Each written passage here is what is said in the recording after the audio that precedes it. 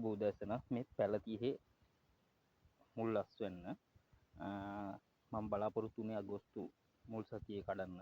නමුත් ඉදීදී යන නිසා මේක කඩාගත්තා. ඒ වගේම තමයි මට පැල 400ක 500කට කරල් මේකින් ඉදෝ ගත්තා. හොඳ ශාක වලින් මේකේ 100% කාබනික පොහොර වලින් වගා කරේ. මේක හයිබ්‍රිඩ් වගාවක්. ඒක නිසා අනිවාර්යයෙන්ම කියන දේ තමයි මේකට ඉක්මනින් වර්ධනයට අවශ්‍ය පොහොර ලැබෙන්න ඕනි. ඒ නිසා රසායනික පොහොර භාවිත කරන්න වෙනවා. ඊට පස්සේ අනිත් කාරණේ තමයි ප්‍රධානම දේ තමයි කාරුත් කියන්නේ නැති දේ තමයි කොළ කොඩ වුණාට පස්සේ කොළ කොඩ වෙච්ච ශාක මේ අපි ළඟ තියාගන්න ඒවා අයින් කරගන්න ඕනේ. නැත්නම් ඔයාලට පුළුවන් නම් සම්පූර්ණයෙන්ම ගහ ගලවලා ඉල පුරුස්සල දාන්න පුළුවන් නම් ඒක සාර්ථකයි. සමහරක් වෙලාවට ලොකු පළදාවක් එක්ක කොළ කොඩවීමක් තිබ්බොත් එහෙම පැත්තකට කරලා තියලා පළදාව නෙලාගෙන ශාකය විනාශ කරලා දාන්න. අනිවාර්යයෙන්ම කොළ කොඩවීම පාලනය කිරීමක් විතරයි පුළුවන්. කොළ කොඩ වුණාට පස්සේ බොහොම අමාරුයි ශාකයක් ගොඩ ගන්න. මේක ඇත්තම කතාව ඕකයි. ප්‍රධානම මේ විදියට අස්වැන්න අපිට ගන්න පුළුවන්. මේ එකම වර්ගයක් නෙමෙයි ප්‍රභේද ගානක් තියෙනවා මෙතන. මේකේ සුදු జాතියේ ගාන සාමාන්‍ය ටිකක් අඩුයි. අනිත් జాතියේ ස්කොට් බොනෙච් ඩාර්ක් ග්‍රීන් කියන එක. ඒකේ මේ දවස්වල යන්නේ කිලෝ එක 800කට වගේ මිලකට තමයි යන්නේ. එතකොට අපි හැම වෙලාවෙම ටාගට් කරන්න ඕනේ අස්වැන්න ගැන බලද්දී සාමාන්‍යයෙන් ටාගට් කරන්නේ රුපියල් 600 වගේ ප්‍රමාණයකට. එතකොට 600ක් කියන්නේ පැල 100කින් අපිට සාමාන්‍යයෙන් අපි කඩන්න ඕනේ සතියකට කිලෝ 8ක් 10ක් අතර ප්‍රමාණයක්. කිලෝ 8ක් 10ක් අතර ප්‍රමාණයක් කියන්නේ සාමාන්‍යයෙන් මාසෙකට කිලෝ 30ක් වගේ. කිලෝ 30ක් කියන්නේ කෙලින්ම 24000කට වගේ ප්‍රමාණයට 800 ගාන තිබ්බොත් එimhe 24000ක වගේ ප්‍රමාණයකට යත හැකි. ඒතකොට පොහොර සඳහා වියදම් වෙන්නේ 4000ක් වගේ ප්‍රමාණයක් තමයි මාසෙකට පොහොර සඳහා වියදම් වෙන්නේ. එතකොට සුද්ධ ලාභයේ විදිහට මාංශයත් එක්කම තමයි අපිට රුපියල් 20000ක වගේ ලාභයක් තියෙනවා. ඒතකොට පැල ගාන වැඩි වෙද්දී යන නඩත්තුවට යන මාංශය ඒ මාංශයමයි යන්නේ.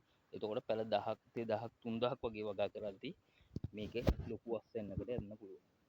යාමේ හැකියාව තියෙන ලොකු ආදායම් මාර්ගයකට ස්ථිර ආදායම් මාර්ගයකට යන්න පුළුවන්. මේකේ ප්‍රධානම දේ තමයි කොළ කොඩවීම හිටුමැරීම සාමාන්‍යයෙන් වෙනවා. එතකොට ඒක සාමාන්‍යයෙන් පැල 100කට පැල 15ක් 10ක් අතර ප්‍රමාණයක් එහෙම හිටුමැරීම වෙනවා. ඒ නිසා සාමාන්‍යයෙන් මම හැමතිස්සෙම කියන දේ තමයි තමන්ට අවශ්‍ය පැල ටික තමන් නිෂ්පාදනය කරගත්තට පස්සේ ඒ වෙනුවට පැල වැඩිපුර හැම වෙලාවෙම අපිට වගාවට යොමු කරන්න පුළුවන්. අපි 3000ක් පැල 3000ක් වගාගෙන යනවා නම් අමතරව පැල 100ක් 200ක් තියාගෙන එතකොට 3000ක ආදායම කන්ටිනියු කරගෙන යන්න පුළුවන්. ඒක තමයි ප්‍රධානම කාරණේ. මම ඔයගොල්ලන්ට කතා කරන්නේ නාලිකාව සමග රැඳෙන්න තියෙන ප්‍රශ්න කතා කරන්න. පොහොර වලට යන වියදම පොහොර කොහොමද? පොහොර ගණන් එතකොට සාමාන්‍ය යාරමිලා ටාගට් එකේ ග්‍රෑම් 200 පැකට් එකක් වෙනවා රුපියල් 230යි. කම්ප්ලෙක්ස් එක 230යි. ඒ විදිහට මිල ගන්නොත් එක්ක මතක විදිහට මම කිව්වේ සාමාන්‍යයෙන් මේ ළඟදී ගෙනාවේ K44 ගෙනාවා අද ඉඳන් රසායනික පොහොර භාවිතයට. දැන් එන අස්වැන්න අඩු නිසා පළදාව වැඩි කරගන්න නම් K44 කරල් එන කාලේ K44 ඇල්බර්ට් සොලියුෂන් ඒ දෙකයි කැල්සියම් පොහොර එකයි මැග්නීසියම් පොහොර එකයි භාවිත කරනවා. අද සිට K44 භාවිත කරනවා. K44 ග්‍රෑම් 500ක පැකට් එක රුපියල් 600ක් වෙනවා.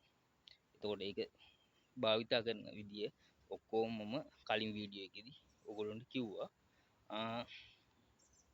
එතකොට සාර්ථක වගාවක් කොහොමද කරගෙන යන්නේ කියන ආකාරය ගැන මම මේ වීඩියෝ මාලාව තුලින් කරනවා. ඊට පස්සේ අස්වැන්න විකිණීමේදී සාමාන්‍යයෙන් අස්වැන්නේ ලොකු ඉල්ලුමක් තියෙනවා ඔබගේ ප්‍රදේශයේ කඩවලට එළවලු කඩවලත් එක්ක සාකච්ඡා කරලා විකිණීමේ හැකියාව තියෙනවා. හේතුව තමයි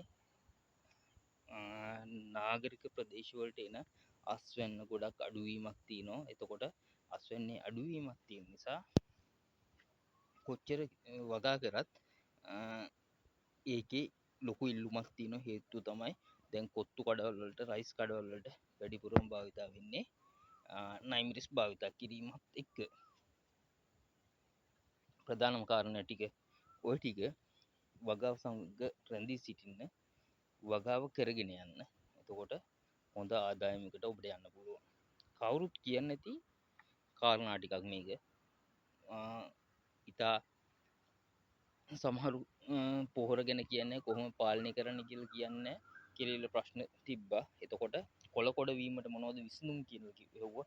කොළ වීමට ඇබබැක්ටීන් මාෂල් විස්සේම අපි ගහන්නේ මම මේක වගාවට කරලා නැහැ. වගාවට ගහන්නේ පාලනය කිරීමට පමණයි. හදිස්සි කොළවීමක් තියෙනවා නම් එහෙම ඒ පැල වගාවෙන් සම්පූර්ණයෙන් අයින් කරන්න.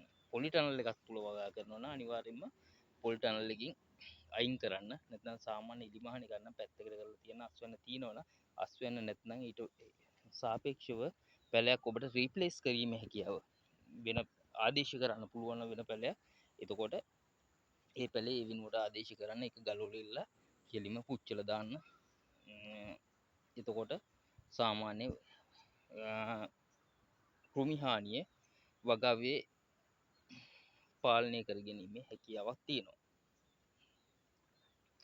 ඔබට මේ වීඩියෝ තුලින් මම කතා කරන්න බලාපොරොත්තු වෙන්නේ එච්චරයි. මේ නාලිකාව සංග දිගටම රැඳී සිටින්න. එතකොට කොහොමද කරගෙන යන්නේ කියන සම්බන්ධව මම ඔබට කරුණු දක්වන්න. බොහොම ස්තුතියි.